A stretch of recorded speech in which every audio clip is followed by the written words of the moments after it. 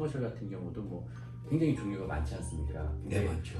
뭐 웨어하우스는 이래서 좋고 멀티유닛은 이래서 좋고 뭐 리테일은 이래서 좋고 하는 것들이 있는데 어떤 이렇게 굉장히 좀 어떻게 접근을 하셔야 되는지 뭐 너무 광범위한 그런 포괄적인 질문이긴 하지만 선생님이 생각하실 때 어떤 상업용 부동산이 그래도 잘 좋은 거라고는 생각하시는 케이스마다 다르긴 하지만 어떤 게 좋다고 좀 생각하시는지.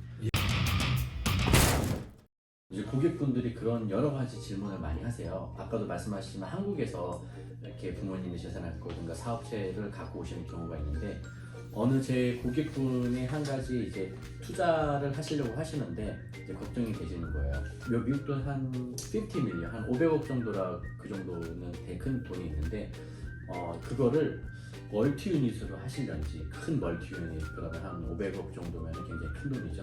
그걸 한 뭐 100 몇 개, 200 몇 개가 되는 큰 멀티 유닛으로 가져가시려는지 아니면은 그분이 또 최근에 생각하시는 것은 70%의 다운페이를 하고요. 그리고 나머지 30%는 론을 해서 나의 캐시플로우를 좀 더 좋게 하고서 인컴 소득을 가져가는 게 어떻겠냐라고 하는 거죠. 그렇다 보면 좀 더 관리가 좀 덜 될 만한 좀 좋은 하우스들에서 한 30채라든지 그렇게 갖고 가시려는지 아니면 멀티 유닛을 갖고 가시려는지 하는 고민을 하시는데 선생님 입장에서 어떻게 보시는 게 가장 좋은 투자라고 생각을 하실까요? 첫 번째 제가 그런 경우를 봤습니다. 일본 분들이 하와이에 한때 부동산을 와가지고서 네. 리무진 타고서는 그 가할라몰 쪽이라고 그 고급 동네에 가서 여기 치면 베버리 같은 동네인데 네. 그 동네에서 이 리무진을 타고 딱 앞에 서가지고서 이 집을 찍어주면 그 브로커가 들어가서 그 집 주인에게 그 캐시를 팔겠냐 그래서 이제 사러 다니면서 뭐 하루에 5채를 샀다는 등 이런 얘기가 있었는데 고객분이 예를 들어서 30채를 살려면 사실 한 2년 걸립니다. 제대로 살려고.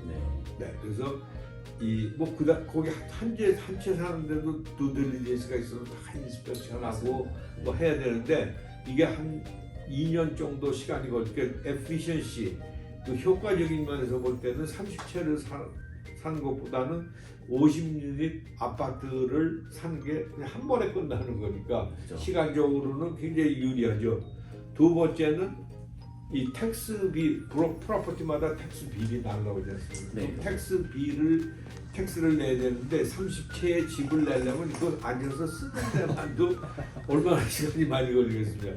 그 텍스 빌만 또 오면 괜찮아요. 인슈런스 마찬가지죠. 그 다음에 뭐 DWP에서 오는 전기세, 뭐 네. 물세 마찬가지죠. 그러니까 시간이 굉장한 낭비를 해야 되는데 그죠. 집 하나만 해도 굉장히 많은 빌딩이 그 한 채 그냥 50채면 한 비리 하나만 나오니까 그게 하는 게 시간적인 관점에서는 뭐 센스가 있는 일이 아닌가 하는 생각이 제가 생각하기에는 그렇고요. 네. 두 번째 이 아파트가 이제 200불을 올라가는 경우가 있으면 이제 200불씩이니까 예를 들어서 10유닛이라고 치면은 네. 2,000불이 올라가겠죠. 예. 네. 그 다음에 이제 집은 10채라고 그러면 200불씩 올라가서 200불, 한 채에 200불씩이니까 그 집값 나중에 팔 때 보면 200불 올라갔다고 그 집값이 20만 불이 올라가고 그러지 않습니까? 그렇죠. 그러나 아파트 같은 경우에는 이제 이렇게 계산이 하게 됩니다. 200불씩 10유닛이면은 2,000불 아닙니까? 2,000불이 12달이면 24,000불인데 네. 24,000불을 우리가 어떻게 샀냐면 4% 캡에 샀거든요. 그러면 그럼 24,000 나누기 0.04로 하면 60만 불이라는 어마어마한 값이 올라가게 됩니다. 네. 그래서 그 아파트는 200불이라는 게 다 한꺼번에 적용이 되니까 24,000불이라는 돈이 60만 불이라는 시세 차익을 만들어낼 수 있지만 집은 200불씩 연체가 올라가도 그 값에는 아무 상관이 없거든요. 그죠. 주위에 있는 집이 얼만큼의 팔려있느냐. 그렇죠. 거기에 그러니까 인감하고는 별 얘기가 없다. 그러면은 이제 또 질문이 있는데 그렇게 멀티 유닛을 구매하셨다고 해요. 그러면 이제 그분께서 이거를 또 고민을 하시는 게 이것을 상업용 프로퍼티는 어디다가 실적으로 회사를 맡기든가 아니면 안에다 매니저를 둬야 되지 않습니까? 그렇죠. 근데 이거를 매니저를 둬서 거기서 거주를 해서 관리하는 게 나을 건지 아니면은 관리하는 회사를 써서 두는 게 나을 건지 그게 또 굉장히 고민을 하고 계실 거예요. 그럴 수 있죠. 네. 첫 번째로는 법적으로 16유닛이면 매니저를 둬야 됩니다. 그렇죠. 예, 그러니까 16유닛 또 5 미만일 때는 뭐 그냥 안 둬도 상관이 없이 네. 저기 한 운영이 돌아갈 수 있지만 16유닛 이상이면 매니저가 거기 거주하면서 이제 그 아파트를 운영을 해주게 되는 그 회사를 운영을 맡겨도 네. 저기 매니저는 그 살아야 돼요. 16유닛이면 네. 저 엑스트라로 나가게 되는 거죠. 관리회사에. 네. 그러나 제가 서제션하기는 그동안 이제 여러 경우를 봤는데 네. 투자에 실패하는 가장 큰 이유가 사람 성격에 있습니다. 왜냐하면 네. 이 사람이 제가 보니까 두 가지 성격이 크게 나눠지는 것 같아요. 이 감성적인 분들이 계시고요. 그 다음에 이성적인 분들이 계신데 이성적인 분들은 남이 뭐라고 그러든지 그 신경을 안 쓰기 때문에 괜찮습니다. 그러나 감성적인 분들은 매니저나 또는 테넌트하고 직접 와서 운영을 하시다가 많이 싸워요. 아, 네. 그 싸움이라는 게 별게 아닌데 싸웁니다. 예를 들어서 이제 주인 사모님이 이제 아파트를 와서 매니저한테 막 야단을 칩니다. 이게 도대체 사람 사는 데냐, 무슨 막 더러운 이게 무슨 꼴이냐 그러면서 야단을 치고. 멀티니까 뭐 그런 예. 케이스가 많이 있죠. 예, 그러면 이 테넌트들이 이렇게 말을 합니다. 아유, 저건 돈 좀 벌었다고 그냥 유세를 하고 이제 행랭 점퍼라고 그러면서 비난을 하는 소리가 귀에 들립니다. 네. 그래서 이제 그 소리가 듣기 싫어서 안 갑니다. 그러면 또 많이 또 들려요. 돈 좀 벌었더니 컵대기도 안 베고 뭐 샤핑만 다닌다더라 뭐 이러고서 또 소문이 납니다. 뭐 이래나 저래나 상처 받으시면 되죠. 네, 그렇죠. 그 소리를 듣고서 아무렇지도 않게 지나시면 괜찮은 일을 네. 이게 싸움입니다. 또 테넌트 찾아가서 말을 하다가 보면 이게 이제 싸움이 크게 돼가지고서 아이고 이거 못해 먹어 그러면서 그냥 아파트를 싼값에 가지고 팍 팔아버리죠. 그래서 한 두 개는 그렇게 건진 적이 있습니다. 그래서 제가 생각하기에는 아파트 투자하실 때 이렇게 권합니다. 직접 하시지 마십시오. 1, 200불이 더 들더라도 500불이 더 나가더라도 장기적으로 하시는 거는 직접 안 하시고 관리회사에 맡기시는 게 최선의 길입니다. 요새 관리회사들이 많이 받지도 않습니다. 200~300불 받는다고 네. 4인분 아파트. 그래서 절대 맡기시는 게 위닝하는 최선의 길이라고 말씀드리겠습니다. 그리고 또 하면서 또 여러 가지 익스펜스 같은 것도 클리어하게 다 공개하는 부분이니까는 네. 그런 거는 또 걱정 안 하시고서 맡겨도 충분히 걱정 안 하고 편하게 삶의 질을 높이는 게 오히려 그 시간에 손주분들이라든지 좀 놀러 가시든가 아니면 자녀분들 아니면 친구들이랑 한 번 더 만나서 좋은 시간을 갖는 게 삶을 윤택하게 되지 않을까 생각이 듭니다. 네, 맞습니다. 미국 사람 리카스토어는 가보면 주인이 2시면 들어갑니다. 네. 자기가 저녁에 절대 늦게까지 일 안 합니다. 그런데 그분은 50군데를 운영을 하고 있어요. 그러니까 그게 인터프리너라고 그러잖아요.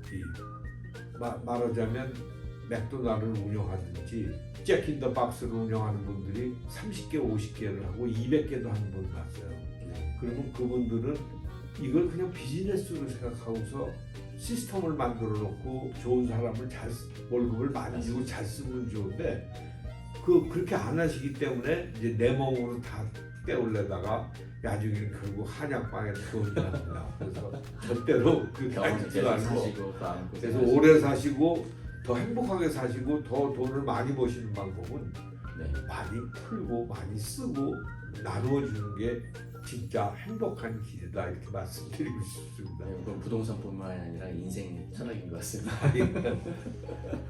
그리고 또 제가 또 궁금한 게 있는데 또 많은 분들이 뭐 멀티 유닛이다, 커머셜 같은 경우도 뭐 굉장히 종류가 많지 않습니까? 네, 맞죠.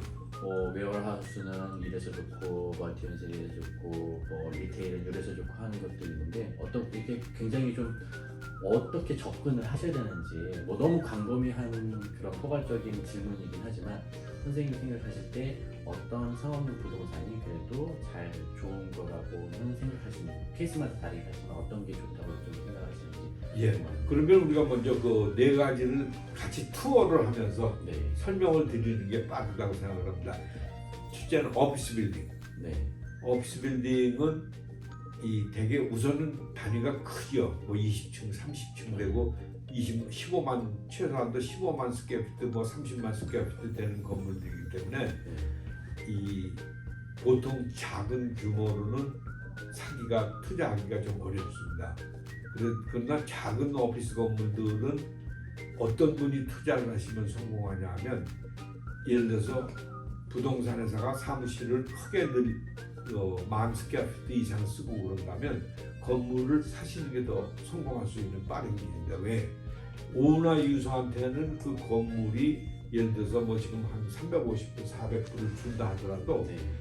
렌트로 볼 때 그게 더 쌉니다. 야주. 그럼요. 네. 그리고 어느 부동산 회사가 예를 들어서 3만 5천 스퀘어피트짜리를 불경기 때 250만 불에 매입을 했습니다. 지금 그 1,000만 불이 넘습니다. 아, 네, 엄청 많이 올랐죠. 예, 그러니까 그 회사는 부동산을 판매해서 돈을 번 것보다도 부동산을 소유함으로써 더 큰 돈을 벌게 됐던 결과가 나오는 거죠. 그리고 오피스 건물 같은 거는 풀 서비스 그로스라고 합니다. 렌트가 테넌트는 그냥 몸만 들어왔다 나가면 되게끔 청소까지 다 해줘야 되고 네. 유틸리티 비용을 다 내줘야 됩니다. 테넌트가 거기다 플러스 새로 들어올 때 여기 뭐 회의실을 만들어 달라고 그러면 테넌트 임프루먼트까지 다 돈을 랜드로드가 내줘야 되기 때문에 이 1950년대 울셔 코리아타운의 울셔 블루버드는 보험회사들이 주로 매입을 했습니다. 왜냐하면 이게 트로피 경쟁이 되는 거예요. 자기 뭐 예를 들어 제너럴 라이프 인슈런스가 여기 트로피를 세웠다 그러면 그다음에 뭐 올스테이트가 우리도 옆에다가 세우고 이런 식으로 경쟁적으로 그렇게 다. 그렇죠. 해가지고. 경쟁적으로 이제 했던 그런 적이 있습니다. 두 번째 인더스트리얼 프로퍼티. 이거는 주로 이제 한인들은 봉제 공장이나 또는 자버 쪽에서 그 미신 공장으로들 많이 쓰셨고 그 외에도 뭐 그 푸드 비즈니스니 뭐 여러 가지 분야에서 인더스트리얼 건물들이 많기 때문에 이거는 투자로보다는 그 유서들이 주로 사용을 했습니다. 그래서 이 자기들이 쓰는 용도로 쓰는 저기 하는 경우나 또는 리스하는 경우가 더 많았습니다. 그런데 이게 이제 특수한 분들은 이 아주 큰 공장 건물을 투자로 사시는 분들이 있습니다. 이게 사실 엄청나게 좋은 겁니다. 왜냐하면 회사들이 잘 한번 일단 10만 스퀘어피트를 쓰는 회사들은 잘 무너지질 않지 않습니까? 그래서 굉장히 좋은 투자가 될 수가 있습니다. 지금은 아마존이 사는 건물은 1년 내에 더블이 됩니다. 지금 여기 칼라바사스 같은데 지금 팔린 건물들을 보면 그 2,800만 불에 산 게 5,700만 불에 팔려요. 그분들이 들어왔다 하면 그 밸류가 그만큼 더블로 뜁니다. 왜냐하면 그 회사 아마존이 무너질 거다 생각을 하기 때문에. 그렇죠. 미국 사람들은 아무도 아마존이 그래서 그런 게 이제 아주 저기 맥도날드 건물을 투자하는 거나 같은 이제 역할을 해줍니다. 네. 그 다음에 이제 리테일 프로퍼티, 쇼핑 센터가 1980년대 가스 스테이션들이 사라지기 시작하면서 네. 그 코너마다 들어온 게 이제 쇼핑센터, 스트립 쇼핑센터가 좀 작지만 그 쇼핑센터가 이제 무지하게 많이 투자가 됐고 또 그거를 소유하신 한국 분들도 많이 계십니다. 그래서 그 쇼핑센터가 유행을 했던 이유는 가게가 잘 비질 않아요. 그리고 리스가 2년 뭐 5년 이렇게 하기 때문에 비질 않기 때문에 이제 굉장히 좋은 투자로 알려져 있었고요. 그 다음이 이제 아파트인데 아파트는 뭐 20유니짜리 아파트를 소유할 경우에 한 사람이 나가도 그 퍼센테이지가 미미하지 않습니까? 그렇죠. 그래서 이 은행에서는 론을 해줄 때 아파트를 제일 1순위를 치는 투자 공급이기 때문에 아파트가 좋습니다. 그죠. 그리고 이제 부동산이 우리 한 가지 그 원칙이 있는데 OPM이라는 말이 있습니다. Other People's Money. 그러니까 아파트가 100만 불짜리 사는데 25만 불을 나오라고 산다고 그러면 75만 불은 은행에서 남의 돈을 빌려서 우리가 할수 투자 수단이 가장 큰 매력적이죠. 부동산이요. 그것이 이 미국 부동산 커머셜 프로퍼티의 이제 지금 이 좋은 투자의 매력이라고 할 수가 있습니다. 네. 네.